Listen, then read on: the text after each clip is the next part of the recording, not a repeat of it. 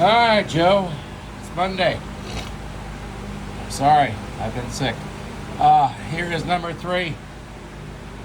Testing and adjustment have gone well. I haven't found any real problems with it. No leaks. A little bit of condensation, but that's about it. We'll look down inside. Yeah, she's a little wet. I've been gassing her up, but that'll be gone shortly. Alrighty. Let's go ahead and fire it up. Alright.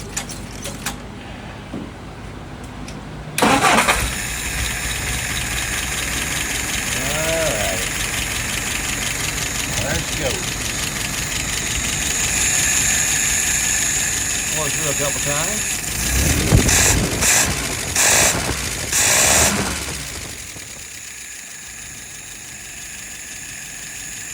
Yeah. Alrighty. Looking good. Alright, let's get some numbers. Idle RPM is about 660.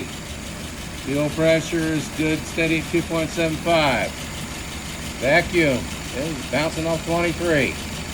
Looking real good. Alrighty. I think you'll like this one too. Thank you, sir.